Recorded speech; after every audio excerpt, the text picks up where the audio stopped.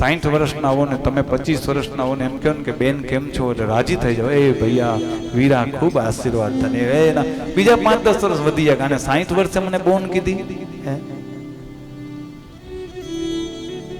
ભય કોને નથી? યુવાનને વૃદ્ધ થવાનો ભય છે, વૃદ્ધને મરવાનો ભય છે. સફેદ અતિશય કલર હોય, જેનો વ્હાઈટ રંગ હોય, એને તડકામાં નીકળવાનો ભય હોય કે હું કાળો થઈ જઈશ. ભય કોને નથી? ભય તમામને છે. આ તમને ને મને જે ભય છે ને, એ ભયમાંથી મુક્ત 4 દિવસ સુધી. આમ તો આ કથા 5 દિવસની છે,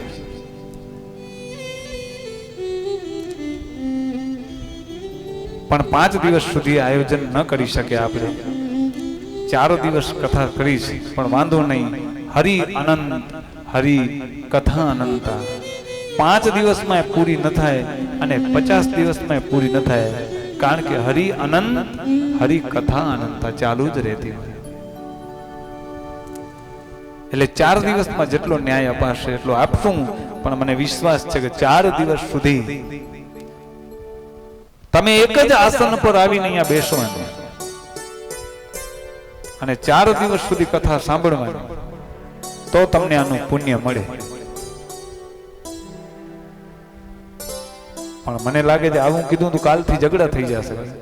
કોઈ પોતાની જગ્યાએ બેઠું હશે ને તો આવીને ઉભાડશે કે કાલે તો હું અહીંયા બેઠી હતી, થા ઊભી, મહારાજે કીધું નથી આ જગ્યા મારી છે, એક જ આસન. એમ નથી, પોતાના ઘરેથી આસન લઈને આવું અને ઈ આસન ઉપર બેસવું એટલે કહેવાય એક જ આસન. હું મારા ઘરેથી લઈ આવ્યો છું, જુઓ હું આસન ઉપર બેઠો છું. એટલે આનો અર્થ એમ થયો કે જ્યાં કથા હોય ને ત્યાં આસન લઈને પોતાનું જવું, એ પોતાના આસન ઉપર બેસવું. કારણ કે મજા શેની છે? આસન તપાવવાની મજા છે, યાદ રાખજો. અને માં ઉમિયાની કેટલી કૃપા છે. જો સવારના પ્રોગ્રામ ચાલુ હતો તો ઉમેશભાઈને વારંવાર કહેવું પડતું, એ પાછળ યુવાનો ઊભા છો, બેસી જાઓ, આમ કરો, તેમ કરો. આ કથા ચાલુ થઈ ત્યાર સુધી, અત્યાર સુધી એક પણ સૂચના નથી આપી પડી. આ માં ઉમિયાની કૃપા નથી તો બીજું શું છે મને કહો? એક પણ વાર કીધું નથી કોઈ પાછળ કોણ ઊભા છો, બેસી જાઓ. બધા પોતપોતાની રીતે ગોઠવાઈ ગયા. અને મજા શેમાં છે? ગોઠવાઈ જવામાં.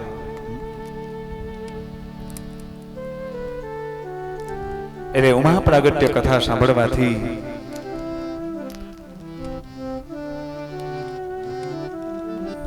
મરવાનો ભય છે ને મુક્ત થઈ જાય માણસ. પણ મન અહીંયા રાખો, તન તો અહીંયા તમારું છે જ, પણ મનને અહીંયા રાખો. અને આવતીકાલે, આજે જરાક ટાઈમમાં લેટ થયા હતા, અત્યારે કહી દઉં, આવતીકાલે તમે આવશો કે નહીં આવો, પણ 8 વાગે ને ટકોરે હરેશ મહારાજ અહીંયા વ્યાસપીઠ પર બેસી જશે, નક્કી રાખજો. 7:30 નાસ્તો જ બંધ કરી નાખજો. ને જો કાલે 8 વાગે નથી આવ્યા તો પરમ દિવસે નાસ્તાનો ટાઈમ ખાલી 5 થી 6 રહેશે. અને મને ખબર છે કે આપણે બધું સેન કરશું પણ આપણે બધી ભૂખ સેન નહીં થાય, મને વિશ્વાસ છે. એટલે 5 વાગ્યાથી 6 વાગ્યા સુધી અહીંયા આવી જશો ને પછી અહીંયા પોતે બેસી જશે. કારણ કે જે સમયને સાચવતો નથી ને, સમય એને સાચવતું નથી. બરાબર 8 વાગે એક્ઝેક્ટ ચાલુ થશે કથા, 11:30 વાગે કથા વિરામ લેશે. અડધો કલાક પાછળ આરતી, ધૂન આવું ચાલશે. એક્ઝેક્ટ 12 વાગે તમે અન્નપૂર્ણાના મંદિરમાં પહોંચી જશો, યાદ રાખજો. એનાથી મોડું નહીં થાય. નકર મને ખબર છે આજે બધા જેમ ઊભા થતા જતા હતા ને તેમ જાજુ ખેંચશું તો બધા ઊભા થતા જશે. એટલે આવું નહીં થાય, ચિંતા ન કરતા. 12ના ટકોરે આપણે આ મંડપ મૂકી દેશું, એવી વ્યવસ્થા કરશું. પણ તકલીફ એક છે, શું? કથા આપણી 4 દિવસની છે. એમાં આવતીકાલે માં ઉમિયાનું પ્રાગટ્ય છે. એટલે કદાચ 5, 10, 15 મિનિટ મોડું થાય તો ચલાવી લેજો. પરમ દિવસે પાછો માં ઉમિયાના લગ્ન છે. લગ્નમાં તો હંમેશા મોડું થાય જ, અડધો કલાક લેટ થાય, વધુ ન થાય. અને એના પછી કથા વિરામ આવી જશે. 4 દિવસનો જ કાર્યક્રમ છે. અને પાંચમા દિવસે ભગવાન લક્ષ્મીનારાયણ મંદિરની સમીપ જઈ ભગવાનની સમક્ષ આપણે પાંચમા દિવસે યજ્ઞ કરશું. આ 50 વર્ષ ઉજવવાનું. એટલે આવતીકાલની કથા છે બરાબર 8 વાગે મંગલાચરણ શરૂ થઈ જશે.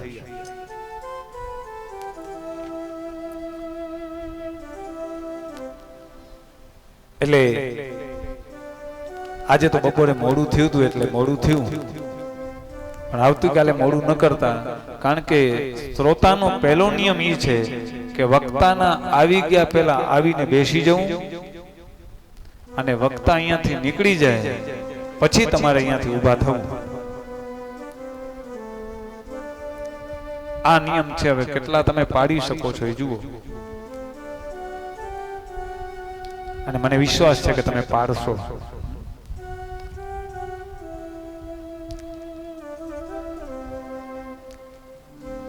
તો માં ઉમા પ્રાગટ્યની કથાની અંદર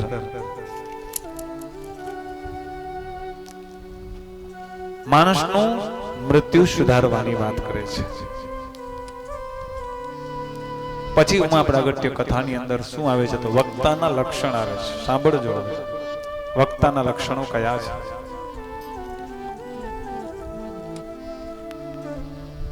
ભાગવતજીની અંદર વક્તા અને શ્રોતાના લક્ષણો આપેલા છે. વિરક્તો વૈષ્ણવ્યો વિપ્રો વેદ શાસ્ત્ર વિશુદ્ધિકરો દ્રષ્ટાંત કુશલો ધીરો વક્તા કાર્યો નિષ્પૃહ વક્તા કાર્યો નિષ્પૃહ.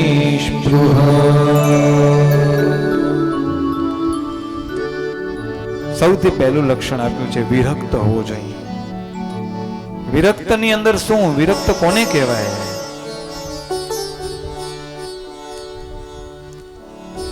કે પોતે જે કથા વાંચવા માટે બેઠો છે જે ભગવાનની, એને પોતાને વ્યાસપીઠ પર બેસવા વાળાને માતાજી ઉપર શ્રદ્ધા હોવી જોઈએ.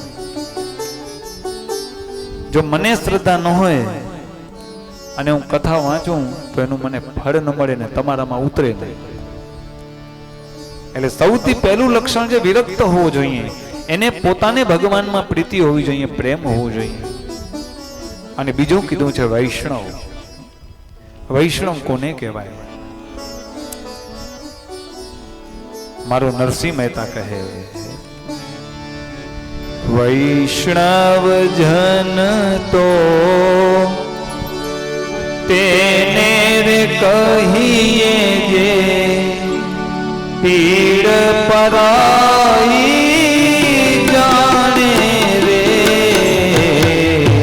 વૈષ્ણવ જન તો તેને રે કહીએ પીડ પરાઈ જાણે રે.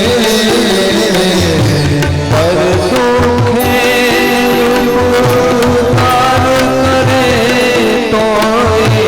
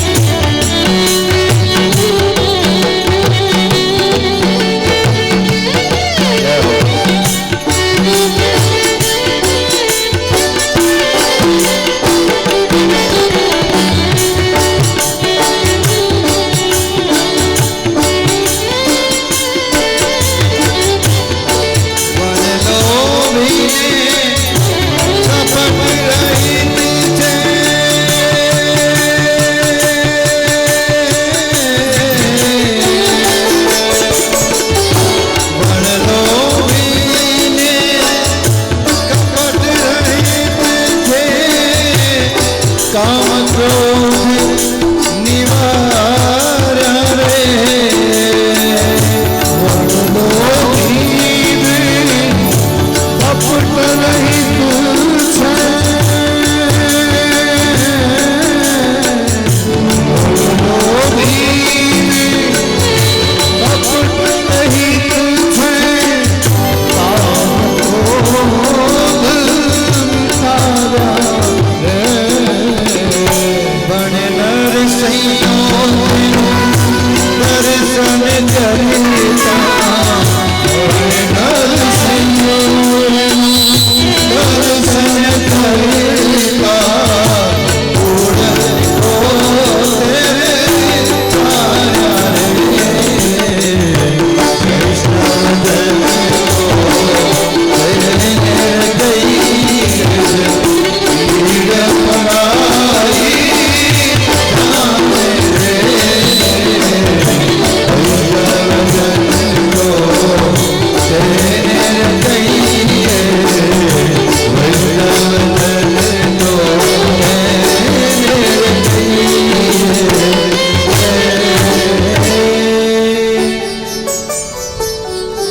વૈષ્ણવ જન તો તેને રે કહીએ જે પીડ પરાઈ જાણે રે. વક્તા છે ને વૈષ્ણવ હોય, બીજાની પીડાને ઓળખવું જોઈએ.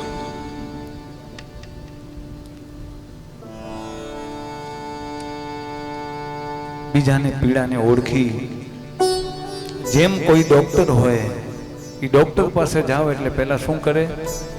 તમારી નાળ તપાસ. તેમ વક્તા છે ને એ શ્રોતાની નાળ પારખવું હોવું જોઈએ કે શ્રોતાનું લેવલ કેવું છે, શ્રોતાને શું વસ્તુ ગમશે. તમે જોજો અમુક એટલા વિદ્વાન છે વક્તાઓ, પણ ઘણી વખત કથા સાંભળવાની મજા ના આવે. શું કામ? કે આપણા લેવલથી ઉપર જતું હોય તો. તમે ડોક્ટર પાસે જાઓ ને ડોક્ટર સીધી તમને 500-700 પાવરની ગોળી આપી દે ટેબ્લેટ, તો તમને રિએક્શન આવશે, ચક્કર આવશે. તેમ વક્તા કેવો હોવો જોઈએ? વૈષ્ણવ હોવો જોઈએ. પછી ત્રીજું લક્ષણ છે વિપ્ર. આ મારો હાથે બનાવેલો શ્લોક નથી, ભાગવતજી માંથી આ લીધેલો શ્લોક છે. અને વિપ્ર એટલે કોણ? વિપ્ર એટલે બ્રાહ્મણ. વક્તા છે એ વિપ્ર બ્રાહ્મણ હોવો જોઈએ.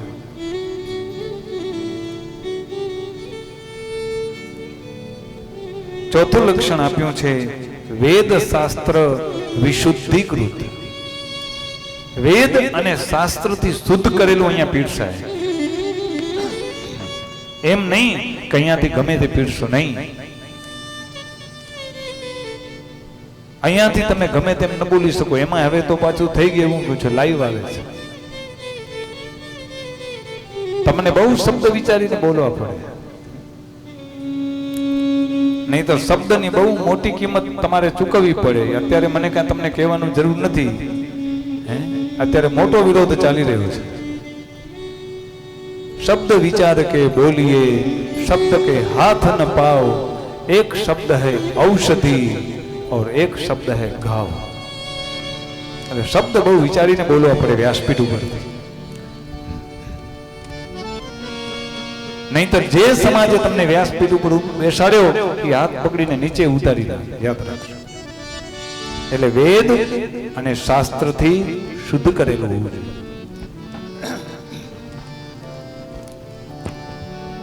તમે ગમે ત્યારે અહીંયાથી બોલો, તમને શ્રોતામાંથી પ્રશ્ન આવે, મારા તમે આ બોલ્યા હતા ક્યાં લખેલું છે બતાવો તો. એટલે વેદ અને શાસ્ત્રથી શુદ્ધ કરેલું હોવું જોઈએ. દ્રષ્ટાંત કુશલ.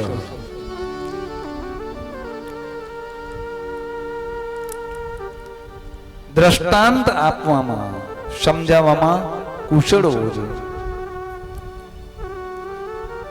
ધીરો. ધીર એટલે ધૈર્યવાન. શાંતિથી બોલવું પડે, અહીંયા ઉતાવળ ન થાય.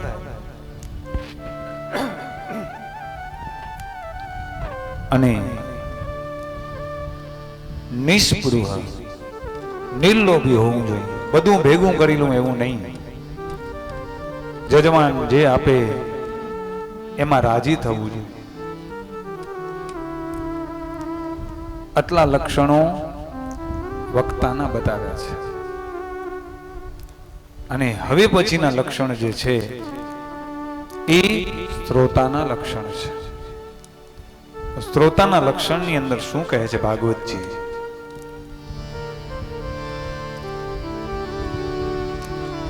કામમ ક્રોધમ મદમ માનમ મત્સરમ લોભમેવ ચ દંભમ મોહમ તથા દ્વેષમ દૂરયે ચ કથાવ્રતે.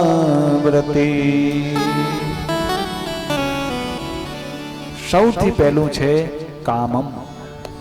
કામ એટલે ઈચ્છા. અહીંયા આવવાનું એટલે કોઈ ઈચ્છા નહીં રાખવાની. માતાજી જે કરશે એ સારું કરશે.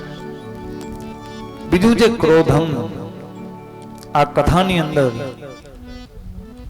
નાના માણસથી માંડીને મોટા સુધી કોઈએ ક્રોધ ન કરવો.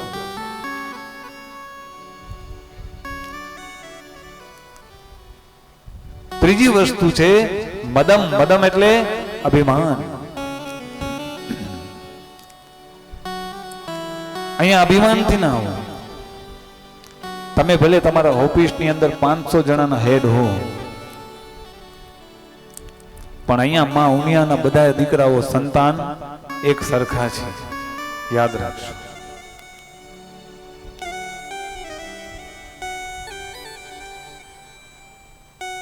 અને આ હરેશ મહારાજની પણ કોઈ કિંમત નથી, પણ વ્યાસની કિંમત છે. આ પીઠને શું કહેવાય? વ્યાસપીઠ. એટલે વ્યાસપીઠથી ઊંચો ઉપર કોઈ બેસીને સાંભળી ન શકે. યાદ રાખજો. અને વ્યાસપીઠથી ઉપર બેસીને કોણે કથા સાંભળી હતી? ખબર છે કોઈને? તમે આટલી કથાઓ સાંભળો છો. વ્યાસપીઠથી ઉપર બેસીને કથા હનુમાનજીએ સાંભળી હતી. હનુમાનજીએ ક્યાં સાંભળી હતી? કુરુક્ષેત્રના મેદાનમાં. કુરુક્ષેત્રના મેદાનની અંદર સામે દ્રોણાચાર્ય, કૃપાચાર્ય, ભીષ્મ, કર્ણ જેવા યોદ્ધાઓ હતા. ભગવાનને બીક હતી કે અર્જુનને કાંઈ તકલીફ ન પડે. 10 દિશાઓમાંથી 10 દિગ્પાલને કહી દેવામાં આવ્યું હતું કે તમે અર્જુનના રથને 10 દિશાઓમાંથી પકડી લેજો. ઉપર હનુમાનજીને બેસાડવામાં આવ્યા હતા કે હનુમાનજી તમે રથની ઉપર બેસી જાઓ, કે અર્જુનનો રથ 1 ઇંચ પણ પાછળ ન ખસકે. અને છતાં પણ ભીષ્મ જેવા બાણ મારે, તીર મારે અને અર્જુનનો રથ પાછળ હટી જતો હશે. વિચાર કરો, એ ભીષ્મના બાણમાં શું તાકાત હશે? હે, માં ગંગાના દીકરામાં શું પવિત્રતા હશે? શું એની સિદ્ધિ હશે? શું એની સાધના હશે? શું એની તાકાત હશે કે 1 તીર મારતા અને અર્જુનનો રથ 5 ઇંચ પાછળ હટી જાય? સાક્ષાત હનુમાનજી બેઠા છે. સારથી કોણ છે? તો ભગવાન છે. 10 દિગ્પાલ પકડીને બેઠા છે. અને અર્જુને જ્યારે યુદ્ધ કરવાની ના પાડી અને ત્યારે ભગવાન શ્રી કૃષ્ણએ કુરુક્ષેત્રના મેદાનમાં એ 700 શ્લોક સંભળાવ્યા. 18 અધ્યાય મહાભારતના ભીષ્મ પર્વની અંદર શ્રીમદ ભગવદ ગીતાનો ઉલ્લેખ છે.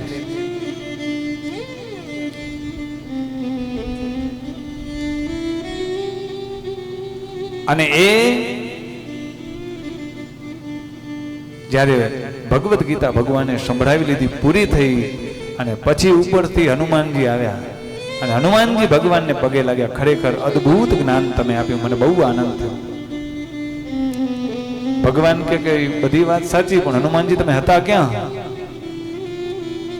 કે હું તો રથ ઉપર બેઠો તો તમે બેસાડ્યો તો ત્યાં. અરે બહુ મોટું ખોટું કામ થઈ ગયું. કેમ? કે જ્યારે જ્ઞાન લેવું હોય ને ત્યારે જ્ઞાન આપવા વાળો ઉપર બેસવો હોવો જોઈએ અને લેવા વાળો નીચે બેસવેલો હોવો જોઈએ. તે બહુ ખોટું કર્યું. તને વેદ વ્યાસથી ઉપર બેસી અને તે આ કથાનું શ્રવણ કર્યું, આ ગીતાના જ્ઞાનનું શ્રવણ કર્યું. હવે તને પાપ લાગશે. શું? કે હવે તું પિશાચ યોનિમાં જન્મ લઈશ. આ શાસ્ત્ર શુદ્ધ કરેલી વાત છે, કોઈ મારી વાત નથી. અને હનુમાનજી પિશાચ યોનિની અંદર જન્મ લીધો એટલે કહેવામાં આવ્યું ભૂત પિશાચ નિકટ નહીં આવે, મહાવીર જબ નામ સુના. હનુમાનજીએ માફી માંગી, ભગવાન મારી ભૂલ થઈ ગઈ, મેં ઉપર બેસીને જ્ઞાન તમારી પાસેથી લીધું, હવે શું કરવું? કે હવે એક જ ઉપાય છે. શું? કે જો તું રામાયણને પિશાચી ભાષામાં લખ, એનો અનુવાદ કર, તો જ તને આનામાંથી મુક્તિ મળશે. અને હનુમાનજી પિશાચ યોનિમાં જન્મ લઈ અને રામાયણને પૈસાચી ભાષામાં એનો અનુવાદ કરી અને પછી શ્રાપમાંથી મુક્ત થયા. એટલે અહીંયા આવો એટલે કોઈ માનની અપેક્ષા નહીં. અને જેની ઉંમર નાની છે, જેને મારી જેમ ગુજરાતી બેઠકમાં બેસવાનું ફાવે છે, એમને પ્રાર્થના છે કે તમે નીચે બેસજો. અને જેને ઘૂંટણની તકલીફ છે, હું એમ નથી કે તો વડીલો જ ઉપર બેસજો, કારણ કે ઘૂંટણની તકલીફ 25 વર્ષના ને હોય, એવું જરૂરી નથી કે 60 વર્ષના ને જ હોય. એટલે જેને ખરેખર ઘૂંટણની તકલીફ હોય એ ખુરશી ઉપર બેસજો આરામથી, કાંઈ વાંધો નહીં. એનું કારણ છે પછી એવું ન થાય કે જેના ખરેખર પગ દુખતો હોય નીચે બેઠો હોય અને જેના પગ બરાબર છે એ ઉપર બેઠો હોય. અહીંયા કોઈ માન નહીં, સન્માન નહીં. કથાની અંદર કોઈ તેડું ન હોય, યાદ રાખજો. અને મેં પહેલું પણ કીધું કે ભાગ્યમાં હોય ને તો જ મળે. ઘણાને તો એમ છે કે આ સરસ મજાના શ્યામ સાઉન્ડ રાખ્યા છે. આ જો સાઉન્ડ વ્યવસ્થિત રાખવાનો એક ફાયદો છે કે હજી સુધી મને કેવું જ નથી પડ્યું કે તમે આમ કરો ને આમ કરો. ખરેખર મહેન્દ્રભાઈને જોરદાર તાળીઓથી વધાવીએ આપણે. શ્યામ સાઉન્ડને ખૂબ સારું કામ છે. તો એને એમ થતું હશે કે આ સરસ અવાજ આવે છે તો આપણે માંડવામાં જવાની શું જરૂર છે? આપણે અહીંયા અગાસી ઉપર બેઠા છીએ, સરસ મજાનો ચાલુ છે ખાવા પીવાનું, અને અહીંયાથી સંભળાય છે ને, કારણ કે એને માં ઉમિયાનો હુકમ નથી કે તું મંડપમાં આવીને સાંભળે, એટલે એ ત્યાં સાંભળે છે. યાદ રાખજો, આ માંડવાની અંદર આવો ને એટલે સમજજો કે માં ઉમિયાની તમને ખૂબ કૃપા છે, તો જ આવી શકશો, નહીં તો નહીં આવી શકો. એટલે અહીંયા કોઈ માન સન્માન નહીં, બધાય આપણે એક સરખા છે. દંભમ મોહમ આવા અનેક આપ્યું છે. વક્તાથી 5 મિનિટ પહેલા આવી અને પોતાનું સ્થાન ગ્રહણ કર્યું. પછી કીધું કે ઉપવાસ રાખો. હું દર વખતે ઉપવાસની વ્યાખ્યા આપું. ઉપ એટલે શું? નજીક. અને રહેવું એટલે આ વાસ એટલે રહેવું. તમે તમારા ઈષ્ટદેવની બાજુમાં રહો ને એને જ ઉપવાસ કહેવાય. આજે જયંતિભાઈ રથ કેટલા હતા આપણા? 11 હતા. મને ખબર છે, મેં કીધું ચોખ્ખું પૂછી લઉં. 11 રથ હતા. 9 રથ કર્યા હતા, પણ અચાનક રાત્રે 2 રથ વધારવા પડ્યા. આ 11 ની સંખ્યા શું કામ આવી ખબર છે? માં ઉમિયાને 9 વસ્તુ પસંદ નથી. એને એમ થયું કે જેટલા મારા પાટીદાર મારા દીકરાઓ આવે છે ને, ઇન્દ્રિય કેટલી છે? 11. 5 કર્મેન્દ્રિય, 5 જ્ઞાનેન્દ્રિય અને 11મું મન. આ મારા કણબીના દીકરા બધા 11 ઇન્દ્રિયો લઈ આવીને માં ઉમિયાના શરણમાં મૂકી દે અને મુક્ત થઈ જાય ને, આ માં ઉમિયાને કૃપા હતી. એટલે રથ કેટલા થયા? 11 રથ થયા. 5 કર્મેન્દ્રિય, 5 જ્ઞાનેન્દ્રિય અને 11મું મન તમે તમારા ઈષ્ટદેવ તમે જેને માનતા હો એને સ્મરણ કરી દો, એને સમર્પિત કરી દો ને, આને એકાદશી કહેવાય, આને ઉપવાસ કહેવાય. તમે જમતા નથી એને ઉપવાસથી લેવા નકા દેવા છે, તમને કહી દઉં. એટલે હું તો એમ કહું છું કે આ સરસ મજાનું આયોજન કર્યું છે. સવારના નાસ્તાની વ્યવસ્થા, બપોરે સારામાં સારું જમવાનું, રાત્રે સારામાં સારું જમવાનું. અને મારી માતૃશક્તિ પ્રસન્ન ક્યારે થાય? જમવાનું બારે હોય ને એમાં જે બાયું રાજી થાય ને, બાકી સેમાય રાજી ન થાય. યાદ રાખજો, આજે ચૂલાને ચકીમાંથી 5 છડ્યા છે. એટલે હવે તમારે અહીંયા 1 તારીખથી કરીને 8 તારીખ સુધી લગભગ, બરાબર ને, તમારે નાસ્તાની ચિંતા નથી કરવાની, બપોરના જમવાની ચિંતા, બસ ખાઈ પી મજા કરો. 4 ટાણા ખાજો, પણ માં ઉમિયાની કથા સાંભળવા આવજો, એ નક્કી રાખજો. આ માંડવામાં આવજો. એટલે શાસ્ત્રમાં એવું ક્યાં છે જ નહીં કે ભોજન ન કરવું, ઉપવાસ રાખવો એમ કહ્યું છે. ઉપવાસ, ઉપ એટલે નજીક અને વાસ એટલે રહેવું. તમે ભગવાનની બાજુમાં રહ્યો ને એને ઉપવાસ કહેવાય. તો આપણે તો માં ઉમિયાના માંડવાની અંદર બેઠા છીએ.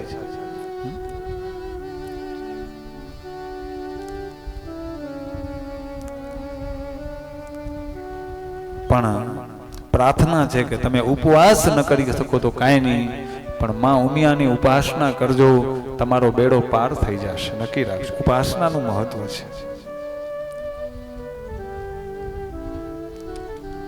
અલગ અલગ શ્રોતા અને વક્તાના લક્ષણો આપ્યા, અને ત્યાર પછી માં ઉમા પ્રાગટ્ય કથાની અંદર હવે આપણે પ્રવેશ કરીએ છીએ. શિવ પુરાણના રુદ્ર સંહિતાના પ્રથમ સૃષ્ટિ ખંડમાં વેદ વ્યાસ લખ્યું છે, શુત શુત મહાપ્રાજ્ઞ વર્ણિતા અદ્ભુતા કથા ધન્યા તુ શાંભવી માયા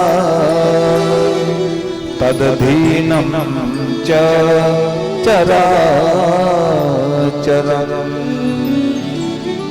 શુત શુત મહાપ્રાજ્ઞ વર્ણિતા અદ્ભુતા કથા. સૌથી પહેલા હવે સૃષ્ટિના વિસ્તારની કથા થાય છે. ચાલો,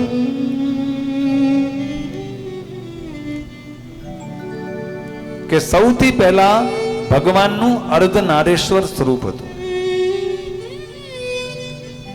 તમે ઘણા ફોટા એવા જોયા હશે કે જેમાં અડધામાં મહાદેવ ઊભા હોય અને અડધામાં માં ભવાની હોય. અર્ધનારેશ્વર સ્વરૂપ છે ભગવાનનું.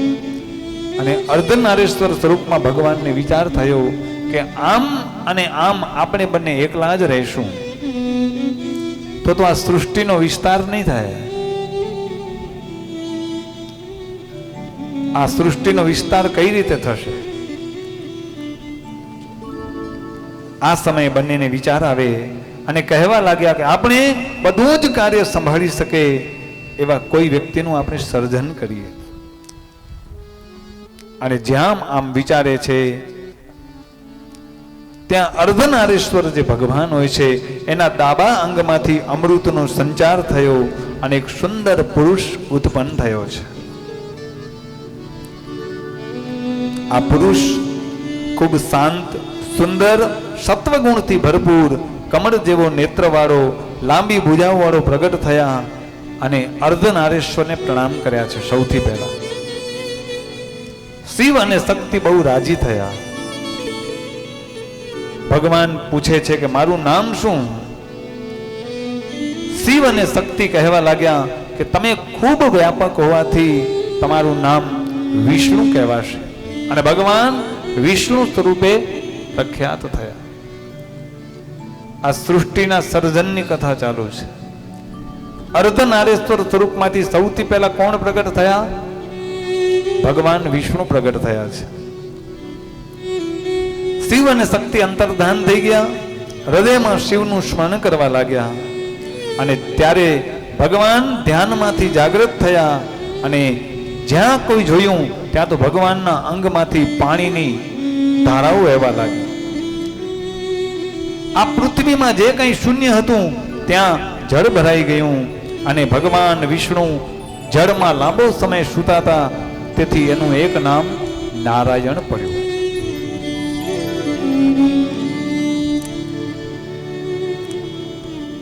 પછી શું થયું? અને વેદ વ્યાસ લખે છે, સુપ્તે નારાયણમ દેવે નાભૌ પંકજમોત્તમમ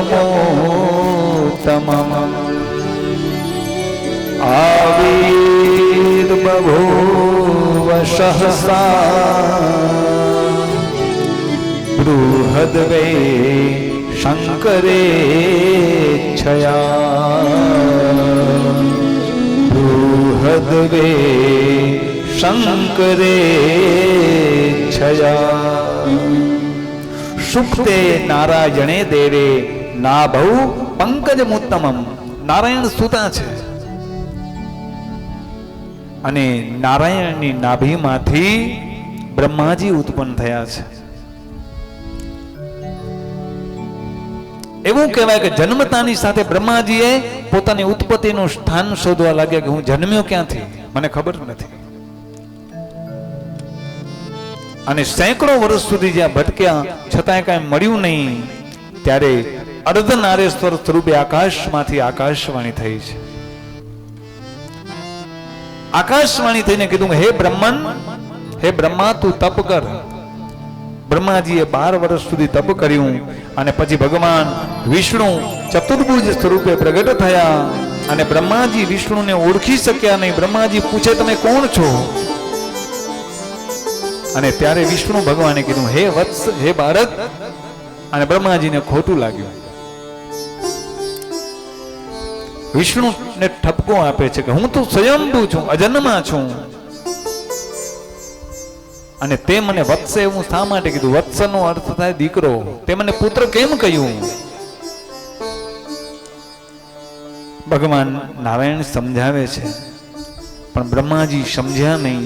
બંને વચ્ચે યુદ્ધ થયું અને સમુદ્ર ખળભળી ઉઠ્યો છે. અને ત્યારે અંત વગરનું લિંગ પ્રગટે છે.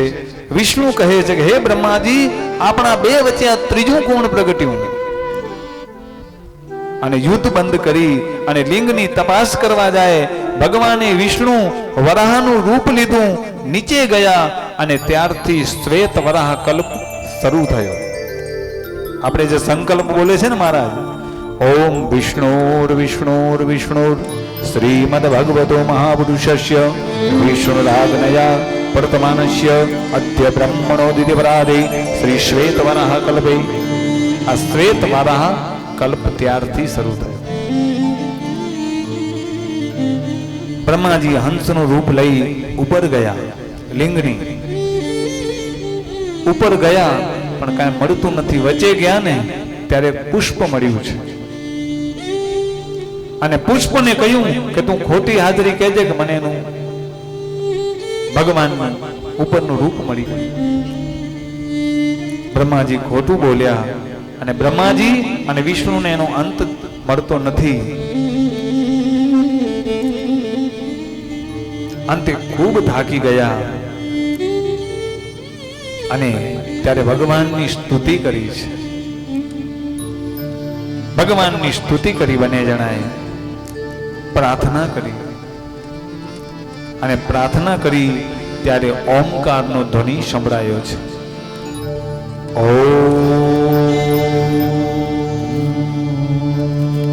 આવો જ્યારે ધ્વનિ સંભળાયો, સૌથી પહેલા આ પૃથ્વી ઉપર કોઈ શબ્દ આવ્યો હોય તો ઓમ આવ્યો છે. અ વત્તા ઉ વત્તા મ, બ્રહ્મા વત્તા વિષ્ણુ વત્તા મહેશ, આ ત્રણ દેવોનો જેની અંદર સમન્વય થયો એ ઓમ. અને પછી ભેગા થઈ અને ભગવાનની સ્તુતિ કરે છે. બંને ભેગા થઈ ભગવાનની પ્રાર્થના કરી અને પ્રાર્થના કરી ત્યારે ઉમા મહેશ્વર ભગવાન કહે છે કે હે બ્રહ્માજી તમે ચિંતા ન કરો, હું તમારા અંગમાંથી ભ્રુકુટીમાંથી રુદ્ર રૂપે અવતાર ધરીશ અને શિવનું કામ છે સંહાર કરવાનું, વિષ્ણુનું કામ છે પાલન પોષણ કરવાનું અને બ્રહ્માજીનું કાર્ય છે સૃષ્ટિનું સર્જન કરવાનું. આપણે ત્રણેય દેવો અલગ અલગ રીતે પ્રગટ થશું.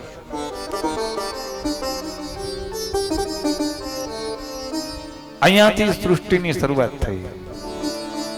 તમે જોયું અહીંયા આપણા સરપંચ બેઠા છે ધર્મેન્દ્રગીરી ગોસ્વામી, પૂર્વ સરપંચ છે, હવે તેમના પત્ની છે અરુણાબેન, મણી દસનામ સમાજમાંથી આવે છે અને દસનામમાં એ કોઈને ગુરુ ન બનાવે, બરાબર ને?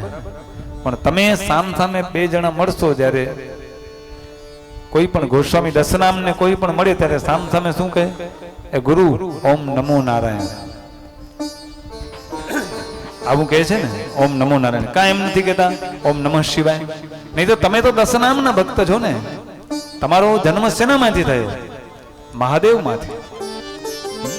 દસનામ છો, તમારા કોઈ ગુરુ ન હોઈ શકે, તમે કોઈકના ગુરુ હોઈ શકો. બ્રાહ્મણ ગુરુ સંન્યાસી અને સંન્યાસી ગુરુ અવિનાશી. પણ તમે ઓમ નમો નારાયણ કહો છો એનું કારણ શું? કે સૌથી પહેલા અર્ધનારેશ્વર સ્વરૂપે કોણ, એનામાંથી કોણ પ્રગટ થયું? ભગવાન વિષ્ણુ પ્રગટ થયા. વિષ્ણુમાંથી કોણ પ્રગટ થયું? બ્રહ્માજી થયા. અને આ બંને જ્યારે સ્તુતિ કરી ત્યારે બ્રહ્માજીના અંગમાંથી રુદ્ર સ્વરૂપે મહાદેવ અલગ થયા. આનો અર્થ એમ થયો કે આ પૃથ્વી ઉપર પહેલો પુરુષ કોણ? તો નારાયણ. તો મહાદેવના ગુરુ કોણ? નારાયણ. અને નારાયણના ગુરુ કોણ? તો મહાદેવ. જ્યારે જ્યારે ભગવાન રામ સ્વરૂપે આવ્યા, કૃષ્ણ સ્વરૂપે આવ્યા, ત્યારે મહાદેવ નાના બાળક ને દર્શન કરવા માટે ભગવાનના આવ્યા છે. મહાદેવ અલગ અલગ રૂપ લઈ આપણે કથા સાંભળીએ છીએ ને. આ અમુક ગૂઢ રહસ્ય છે. એટલે મહાદેવના ઈષ્ટ છે ને એ નારાયણ છે, અને નારાયણના ઈષ્ટ છે ને એ મહાદેવ છે. આ તો આપણે બધા ભાગલા પડી નાખ્યા, જય શ્રી રામ ને જય લક્ષ્મી નારાયણ ને જય શ્રી કૃષ્ણ. ઉપર બધું એક જ છે, યાદ રાખજો. એટલે મહાદેવ જેને પોતાના ગુરુ માને છે એ કોણ? એ નારાયણ. એટલે દસનામ સામે સામે મળશે ને તો એ કહેશે ગુરુ નમો નારાયણ, તો કહેશે ઓમ નમો નારાયણ. ઓમ એટલે બ્રહ્મા વિષ્ણુ ને મહેશ. અને અહીંયાથી અલગ થયા અને પછી ભવાની કહે છે કે મારામાંથી, મારા સ્વરૂપમાંથી પણ અલગ થશે અને એક શક્તિ વાણી સ્વરૂપે બ્રહ્માને પૂજશે, બીજી લક્ષ્મી સ્વરૂપે વિષ્ણુને સેવશે અને ત્રીજી સતી સ્વરૂપે રુદ્રને સેવશે. આમ અનેક કથાઓ સંભળાવી અને અહીંયાથી સૃષ્ટિ સર્જનની વાત કરવામાં આવી છે. અને ત્યારથી અર્ધનારેશ્વર સ્વરૂપમાંથી મહાદેવ અલગ થયા અને રુદ્ર સ્વરૂપે પૂજા કરવા માટે. અને મહાદેવ જેવા અલગ થયા અને પછી મહાદેવે હાથમાં શું ધારણ કર્યું? ત્રિશૂળ ધારણ કર્યું સૌથી પહેલા. અને ત્રિશૂળના અગ્રભાગની અંદર કોને જગ્યા આપી? શક્તિને જગ્યા આપી. એટલે ત્રિશૂળનો અગ્રભાગ છે ને એ શક્તિ છે.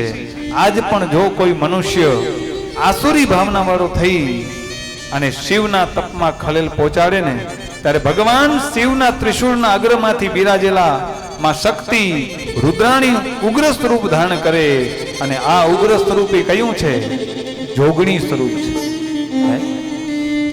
અને જોગણી સ્વરૂપ છે એટલે આપણે નથી કહેતા કે પૃથ્વી પહેલા તમારો વાસ, યુગ પહેલા પ્રગટી તું જોગણી. હે ધન્ય તું જોગણી, ધન્ય માં ભવાની, ધન્ય તું જોગણી, ધન્ય ભવાની, ધન્ય માં તું જોગણી, ધન્ય માં ભવાની, ધન્ય તું જોગણી,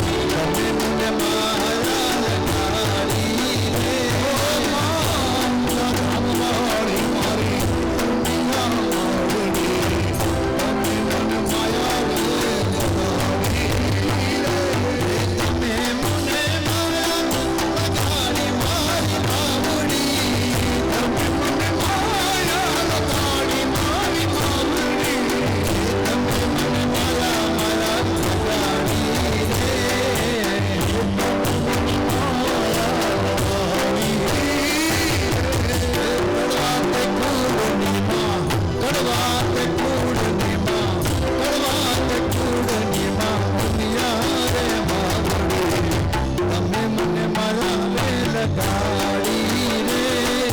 કડવાત કુળની કુળદેવી માવડી, તમે મને મારા લગાડી રે.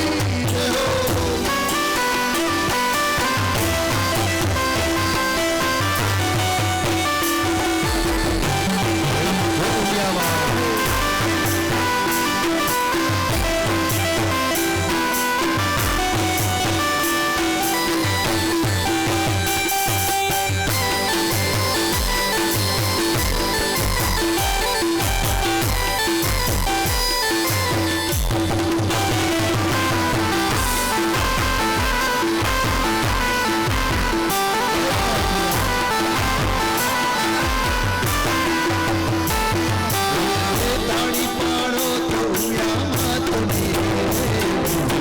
તાળી ન હોય